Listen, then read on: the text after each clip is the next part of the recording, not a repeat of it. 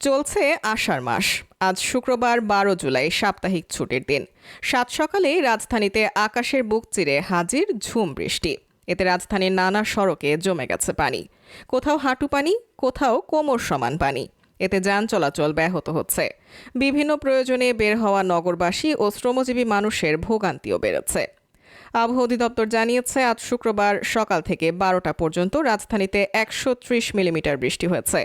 আর বছরের সর্বোচ্চ বৃষ্টিপাতের রেকর্ড হয়েছে কক্সবাজারে। বৃহস্পতিবার থেকে শুক্রবার সকাল ৬টা পর্যন্ত ২৪ ঘন্টায় কক্সবাজারে ৩০৯ মিলিমিটার এবং সন্দ্বীপে ২১৯ মিলিমিটার বৃষ্টিপাত হয়েছে। থেমে থেমে এমন বৃষ্টি চলতে থাকায় সারাদিন চলতে পারে বলে জানিয়েছে আবহাওয়া অফিস। তবে আগামীকাল থেকে বৃষ্টি একটু কমে আসবে। আবহাওয়া অধিদপ্তর থেকে আরও জানানো হয়েছে, সক্রিয় মৌসুমি বায়ুর প্রভাবে রাজধানী ঢাকা সহ সারা দেশে এমন মাঝারি থেকে অতি ভারী বৃষ্টিপাত হচ্ছে। চাঁদপুর, যশোর, গোপালগঞ্জ ও বগুড়া সহ ৮টি অঞ্চলে ভারী বৃষ্টিপাত হয়েছে।